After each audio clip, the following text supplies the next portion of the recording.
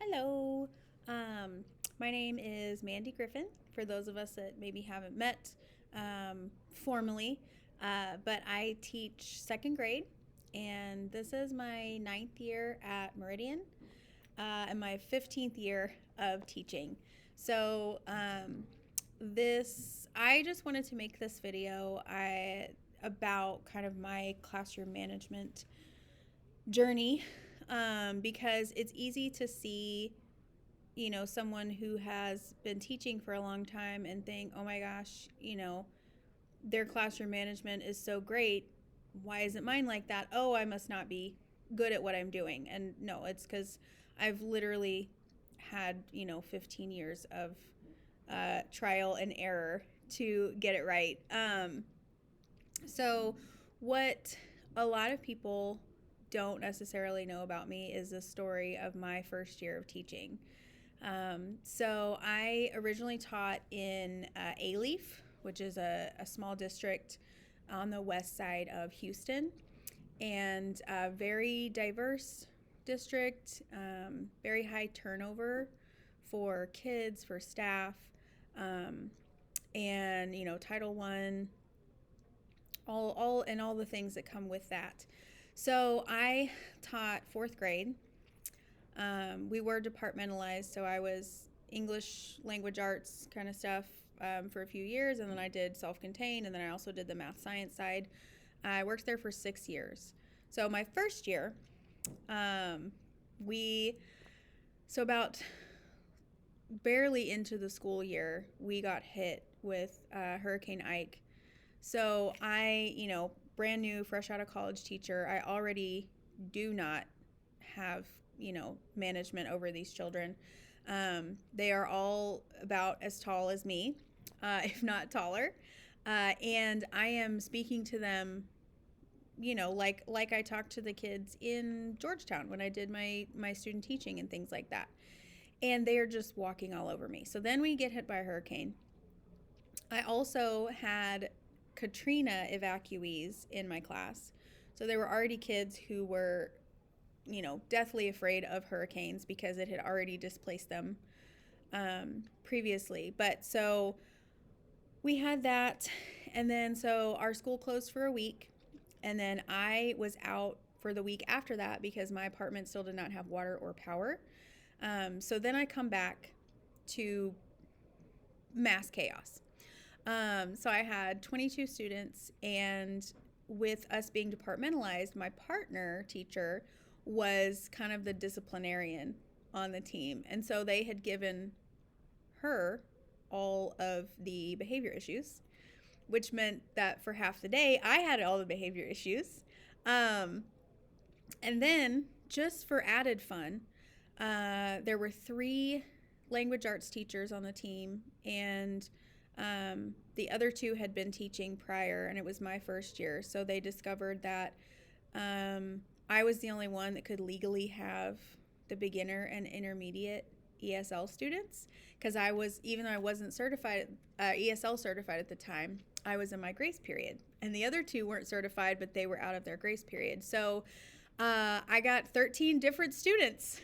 So we did this huge fruit basket turnover of my entire class. And so the mass chaos just continued. And now thrown in, I had kids who were not fluent in English. So super fun, right? Sounds like a great start to a school year. So my mentor teacher would come in and, like model lessons for me. And like, it was not working. There was not learning happening in my classroom. Because my management was not there. It was non-existent, right?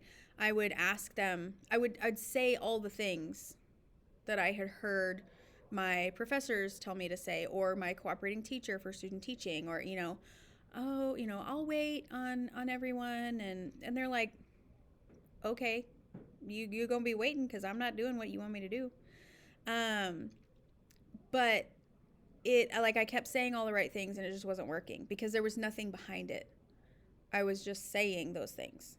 There were no consequences. There were no, there was no repercussions if they didn't do what I was asking. So, um, before we left for the winter break, my assistant principal called me in and she's like, as you know, we're having some classroom management issues. And so I was put on a growth plan. And it was a TINA plan, teacher in need of assistance. And I was terrified because what that means is if you don't get off that growth plan, they're most likely not going to renew your contract for the next year. So I do a lot of reflecting over the break. I talk a lot with my mentor. I go home, regroup. And I came back. It was January 6th. I came back and I remember sitting my kids down and I was like, look, this isn't working. And starting right now, things are going to change. So as part of my growth plan, my administration had set up, of course, a lot of observations, but it was in my own classroom. So I watched my mentor teach my kids, and I sat with another mentor in the back. And so she would point out the things that I didn't see, right? The things that are like almost innate once you've been doing it for long enough. So that's how I learned proximity, right? Because when Sherilyn was teaching, Cameron, I'll never forget. So Cameron was being squirrely. And so she didn't even miss a beat. She kept talking and she just went and stood by him and continued to talk. And so the mentor that was sitting with me, Jody, is like, did you see what she just did? And I was like, no, she's just teaching. And so she was able to point out like, nope, like Cameron was starting to get a little wiggly and he looked like he was going to maybe start distracting others. So she just walked over next to him. That's called proximity. And it was just like seeing a master teacher teach my students, right? That was huge. But the key for me was I had to change. Like I had to stop doing what wasn't working.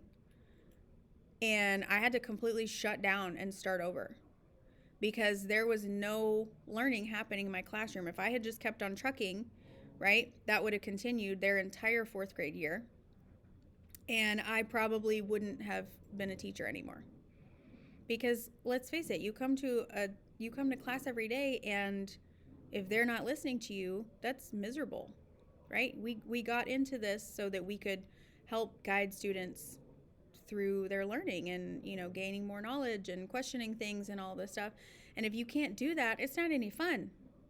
If you're just constantly on them because you're constantly redirecting behavior, then you're not going to enjoy your days. And with as much as, yes, this is a job, right? There's that aspect of it, but you've got to enjoy what you do. Otherwise, you're not going to keep coming back every day and every year. So I think that was my biggest takeaway from that experience was I had to realize what I was doing was not working. I had to take, different strategies that worked for different people, and I had to find what worked for me in my classroom. And it was a lot of redoing stuff, right? I'd call them to the carpet, and if they didn't do it quietly or calmly, I would send them back to their seats, and then we would try again.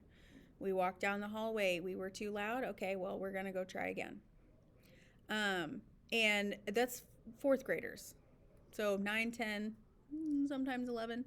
They got real old, but I was like, well, if you don't enjoy doing this multiple times, show me you can do it the first time. So just that, like, finding what my expectations were and then sticking with those and not accepting anything less.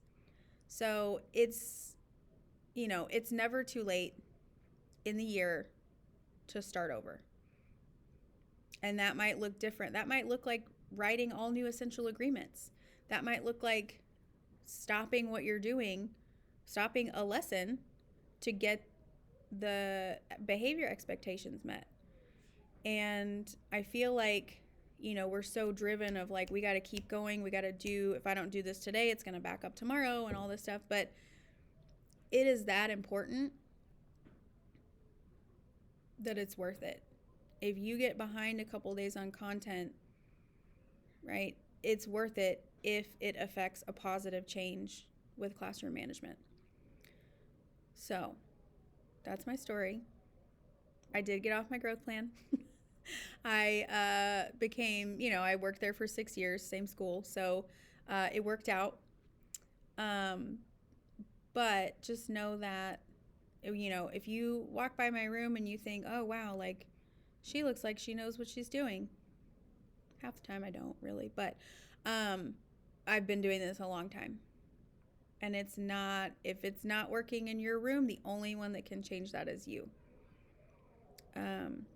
So I feel like I've said my point is where my lesson was a bunch of times. So I might have been rambling a little bit, but I'm happy if you want to talk more about this, like specifically what I did to kind of reset my classroom. I'm happy to do that anytime. But just know that the only one that can affect a positive change in your classroom is you, because it's your classroom.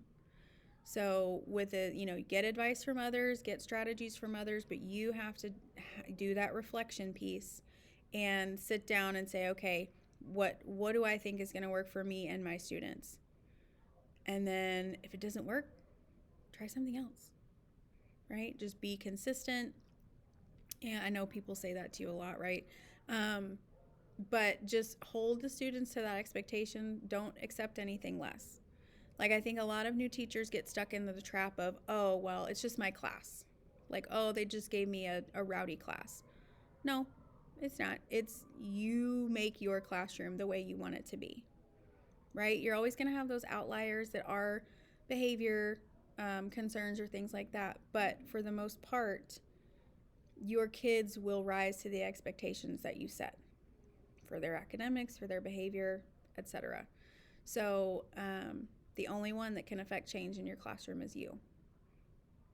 So, but you can do it. I did it on January 6th of my first year of teaching. We started over, and it was tough. I felt mean for 2 weeks. And then by the end of that time, they got it that I wasn't budging. So it can happen. I'm not quite sure what to say to end this. So have a great day. Okay, bye.